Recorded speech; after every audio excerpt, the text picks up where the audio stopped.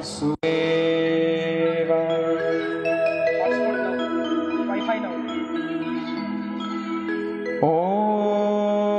श्री श्री सरस्वत्यै नमः।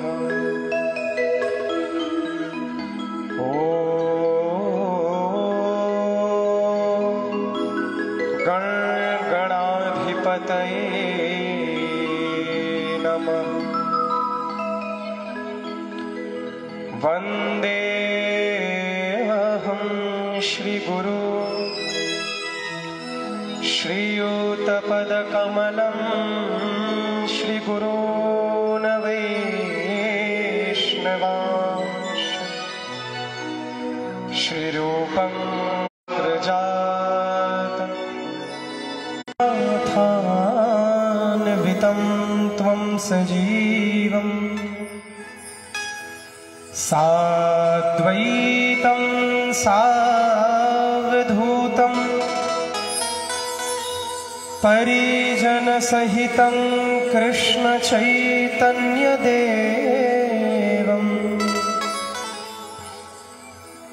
श्रीराधा कृष्णपादा सहगणललिता नरोञ्चैवं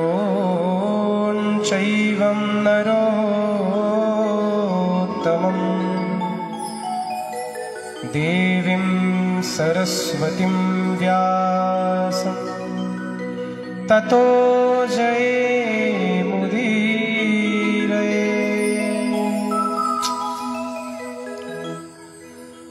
आजानुलम्बितो भुजो कानको बदातो संकीर्तनैकपितरो कमलायताक्षो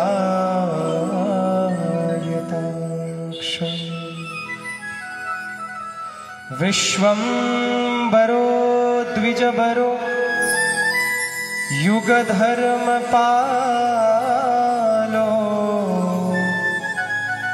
वन्दे जगत्प्रियो करो करुणावतार।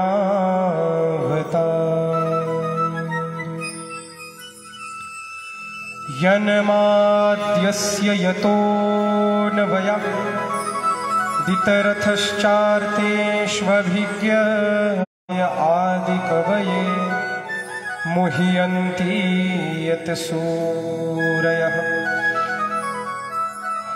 परं धीमहि तप्तकाञ्चन गौराङ्गीं श्रीराधिवृन्दावनेश्वरी वृषभानुसुते देवी त्वं नमामि हरिप्रियम्। हे कृष्ण करुणा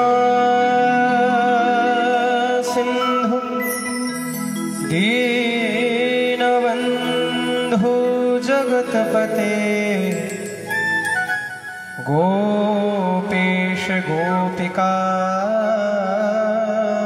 कान्त श्रीराधाकान्त नमस्तुते। वृन्दावनं स्थलं देहि मतिं कृष्णं पदं भुजे गोपीभावन्देहि देवी श्रीवृन्दादेवी नमस्तुते। जय रूप सनातन भट्ट रघुनाथ श्रीजीव गोपाल भट्ट दास रघुनाथ। এই ছয় গোস্বাইর করি চরণ বন্দন যাহা হইতে বিঘ্ন নাশ অভীষ্ট পুরম। के गुरुर् ब्रह्मा गुरुर्विष्णु गुरुर्देवो महेश्वर गुरुर्साक्षात् परब्रह्म तस्मै श्री गुरवे नमः। वाञ्छाकल्पतरुभ्यश्च कृपा सिन्धुभ्य एव च पतितानां पावनेभ्यो सर्ववैष्णवेभ्यो नमो नमः। के जय जय राधा रमण प्रभु, जय जय नवल किशोर, जय गोपी चित्त चोर प्रभु, जय जय माखन चोर। बोलिए श्रीमद्भागवत महापुराण की, श्री वेदव्यास जी महाराज की, श्री सुखदेव जी महाराज की, श्री परीक्षित जी महाराज की। बोलिए नीलाचल शांतिपुर चक्रा नवद्वीप धाम की। बोलिए श्री वृंदावन धाम की, श्री राधा कुंड श्याम कुंड की। बोलिए श्री बरसाने धाम की। बोलिए प्रिया कुंजेश्वरी श्रीमती राधा रानी सरकार की। बोलिए वेद लक्षणा गो माता की, श्री पृथ्वी माता की, समस्त साधु गुरु वैष्णव संत समाज की, आपन आपन सद्गुरुदेव भगवान की। जय जय श्री राधे, जय जय श्री राधे, जय जय श्री राधे। निताई गौर प्रेमानंद, हरि हरि बोल।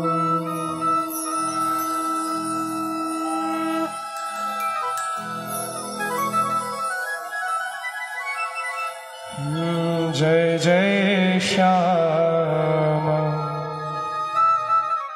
जय जय श्याम, जय जय श्री বৃন্দাবন ধাম। সকলে মিলে আসুন, একসাথে এক সুরে কণ্ঠের সঙ্গে কণ্ঠ লাগিয়ে দীক্ষণ ভগবত নাম সংকীর্তন আমরা করব। শ্রী রাধে। ও জয় জয় শ্যামা, जय जय श्याम, जय जय श्री वृंदावन धाम। जय जय श्यामा, जय जय श्याम, जय जय श्री वृंदावन धाम। गाओ। जय जय श्यामा, जय जय श्याम, जय जय श्री वृंदावन धाम। करतालीर सेवार साथे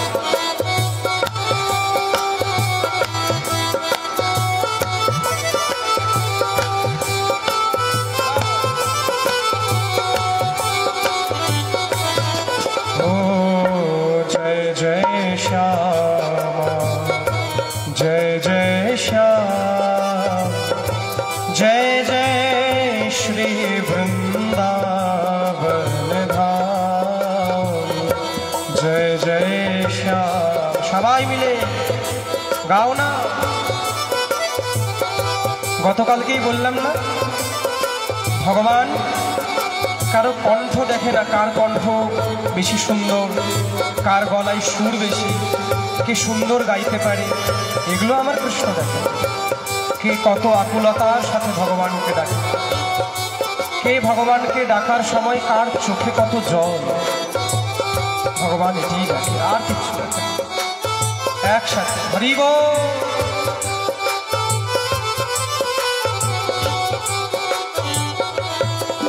ओ प्यारो श्यामा, प्यारो श्याम, प्यारो